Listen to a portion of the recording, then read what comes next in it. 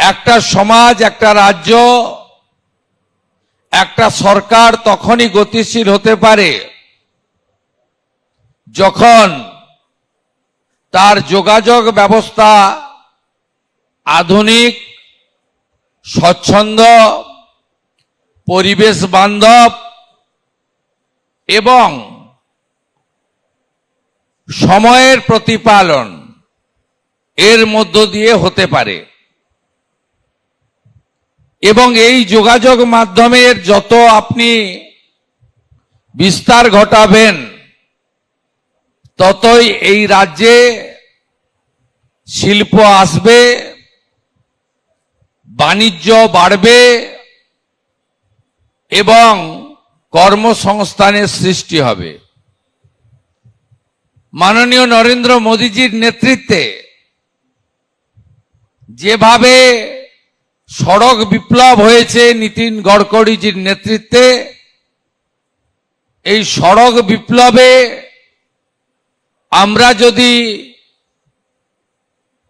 Train, metro, জলপথ, আকাশপথের সাথে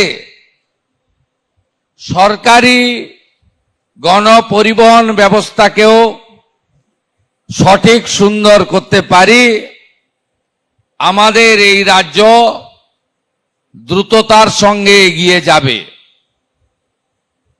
আমি 2016 থেকে 20 ট্রান্সপোর্ট দপ্তরের মন্ত্রী ছিলাম। আমি জানি এখানে অপরচুনিটি কতটা আছে। আমি জানি ভারত সরকারের সঙ্গে ঝগড়া যুদ্ধ না করে যদি সমন্বয় করে কাজ করা যায় তাহলে ট্রান্সপোর্ট দপ্তরে কিভাবে উন্নয়নের গতি আনা যেতে পারে। তার সাথে সাথে এই রাজ্যের যে বেহাল অর্থনৈতিক অবস্থা, প্রথমে সিপিআইএম এর সরকার, পরে তৃণমূল সরকার করে দিয়ে গেছে, অর্থাৎ 8 লক্ষ কোটি টাকা ঋণের বোঝা। এই জায়গা থেকে বেরিয়ে আসতে গেলে সরকারি যে রাজস্ব রেভিনিউ রয়েছে তার মধ্যে ট্রান্সপোর্টও অনেক বড় অংশীদারিত্ব করতে পারে। আমরা নতুন সরকারে আসার পরে মাত্র 9 সপ্তাহ অতিবাহিত হয়েছে। এটা অত্যন্ত স্বল্প সময়। এত স্বল্প সময়ে বিরাট কিছু সিদ্ধান্ত নিতে পারি, তার কার্যকর করার জন্য একটা ন্যূনতম সময় লাগে এবং তার সঙ্গে অর্থ অর্থাৎ রিসোর্সেস প্রয়োজন হয়। তো আমরা এর মধ্যে ট্রান্সপোর্ট ডিপার্টমেন্টে ভারত সরকারের সঙ্গে আমরা সমন্বয় বাড়িয়েছি। মাননীয় মন্ত্রী গুজরাটে গিয়ে কেন্দ্রীয় পরিবহন মন্ত্রীর মিটিংয়ে অংশগ্রহণ করেছেন। আমরা জোর দিয়েছি কলকাতা সহ রাজ্যকে পরিবেশ সুরক্ষিত রাখতে পরিবেশ বান্ধব অর্থাৎ সিএনজি এবং ইলেকট্রিক ভেহিকেল যাতে বেশি আনা যায়, করা যায়, এটাকে গুরুত্ব দিয়েছি। আমাদের আরবান ডেভেলপমেন্ট মিনিস্ট্রি, তাদের সঙ্গে আমাদের কথা হয়েছে, মনোহরলাল খট্টরজি এসেছিলেন। তারা কস্ট রেশিও 60-40 অর্থাৎ 60% টাকা দেবে ভারত সরকার, 40% টাকা দেবে রাজ্যের সরকার। আমরা এখানে আরো আমাদের ইলেকট্রিক বাস আমরা আনব। এর সাথে শুধু কলকাতাতে থাকলে হবে না, এই রাজ্যে তিনটি নিগম এনবিএসটিসি, ডাব্লিউবিটিসি, এসবিএসটিসি, তার এতগুলি ডিপোতে চার্জিং স্টেশন এবং আনুষঙ্গিক পরিকাঠামো গড়ারও আমরা সিদ্ধান্ত গ্রহণ করেছি। এই যে কোনা এক্সপ্রেসওয়ে, এখান দিয়ে যে ফ্রেট আসে, পণ্যবাহী গাড়ি, তাতে সময়ও লাগে, দূষণও হয় এবং ট্রাফিক কনজেশনের ফলে নাগরিকরাও অসুবিধায় পড়ে। আমরা গার্ডেন রিচ এবং শিবপুর, সাকরাইল, হাওড়া এবং গার্ডেন রিচের মধ্যে রোরো সার্ভিস চালু করারও সিদ্ধান্ত নিয়েছি, যাতে কলকাতা পোর্টের যে ফ্রেট ওপারে চলে যেতে পারে এই কনজেশন থেকে মুক্তি দেওয়ার জন্য। 15-20 মিনিটে সব কথা বলা যাবে না।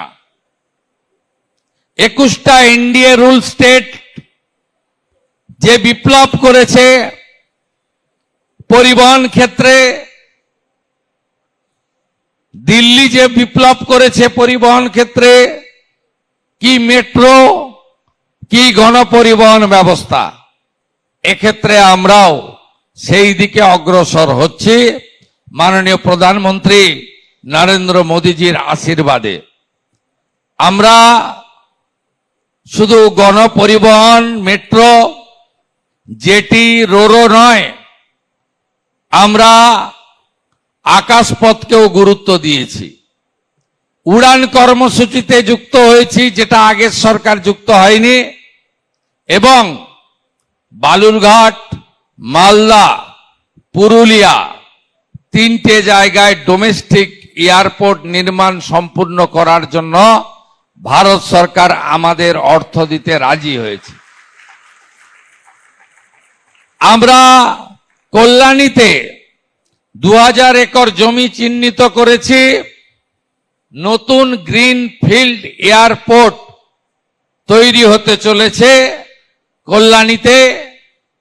এর আগে যখন মন্ত্রী ছিলেন জ্যোতিরাদিত্য সিন্ধিয়া, সিভিল এভিয়েশন, আগের মুখ্যমন্ত্রীকে চিঠি দিয়েছিলেন যে আপনারা আরেকটা কলকাতা এয়ারপোর্টে জমি দিন, আরেকটা এয়ারপোর্ট বানাবো। পত্রপাঠ লিখে দিয়েছে, আমি ভাঙড়ে জমি অধিগ্রহণ করতে পারবো না। কমজোর সরকার ছিল, দুর্বল সরকার ছিল, সেই জন্য এয়ারপোর্ট কলকাতা আন্তর্জাতিক মানের, ইন্টারন্যাশনাল ফ্লাইট যাতায়াত করে। ভারতবর্ষের দেশের সুরক্ষাতে কোনো কম্প্রোমাইজ নেই। লোকেশন এমন জায়গায়, সামনেই চিকেন নেক, বাংলাদেশ, নেপাল, ভুটান এবং চীনও খুব একটা দূরে নেই। এই রকম একটা এয়ারপোর্ট, কলকাতা এয়ারপোর্ট, নেতাজি সুভাষচন্দ্র বসু, সেখানে প্রেয়ারের জন্য দরজা খোলা ছিল।